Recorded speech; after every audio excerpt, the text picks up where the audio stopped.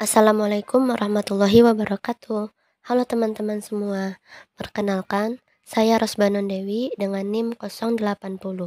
Di sini saya akan menjelaskan tentang sistem peredaran darah manusia. Alat yang kita gunakan itu ada botol mineral ukuran 600 ml 6 buah. Yang kedua, selang plastik bening diameter 8 mm kurang lebih 3 meter. Terus styrofoam, gunting, dan 2 buah bolpoin bekas atau gelpen. Bahan yang kita gunakan itu ada air, pewarna makanan merah, double tape, lem tembak, busa karet, lilin, spidol, dan kertas HVS. Cara kerjanya yang pertama itu ujung pisau dipanaskan dengan api lilin. Yang kedua, bagian tutup botol dan bagian bawah botol dilubangi. Yang ketiga, setiap botol diberi label nama. Yang keempat, untuk membuat katup, ballpoint dibuka dan isinya dikeluarkan. Yang kelima, gotri dimasukkan ke dalam selongsong sehingga gotri terkunci oleh pegas. Yang keenam, botol satu dengan lainnya disambungkan dengan selang plastik bening. Yang ketujuh, katup dipasang antara bilik kiri dan serambi kiri. Yang kedelapan, air dicampur dengan pewarna merah lalu air dimasukkan melalui bagian paru-paru atau tubuh. Adapun hasil percobaan, sistem peredaran darah manusia itu ada dua, ada peredaran darah besar dan ada peredaran darah kecil. Urutan peredaran darah besar dimulai dari jantung atau bilik kiri, aorta, lalu ke pembuluh nadi, pembuluh kapiler, pembuluh balik atas dan pembuluh balik bawah, dan ke jantung atau serambi kanan. Sedangkan urutan peredaran darah kecil dimulai dari jantung atau bilik kanan, pembuluh nadi paru-paru, lalu ke paru-paru, lalu ke pembuluh balik paru-paru, lalu ke jantung atau serambi kiri.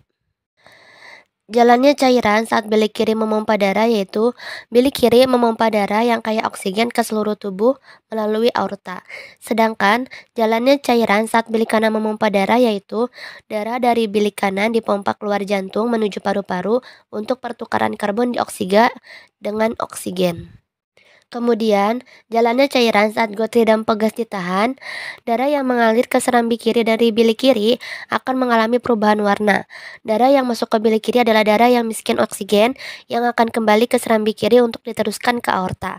Darah ini akan berubah menjadi darah yang kaya akan oksigen yang akan kembali ke bilik kiri untuk diteruskan ke aorta.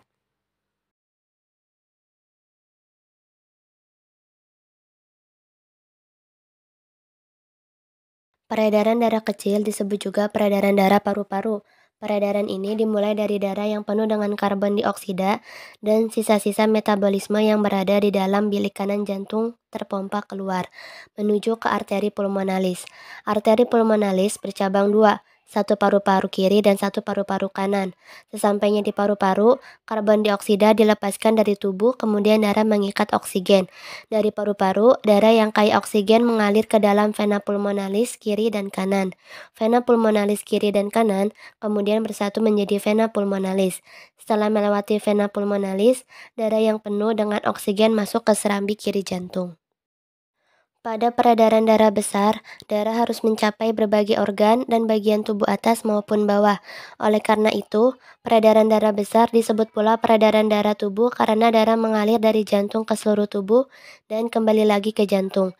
Darah bersih di dalam bilik kiri jantung dipompa masuk ke dalam aorta.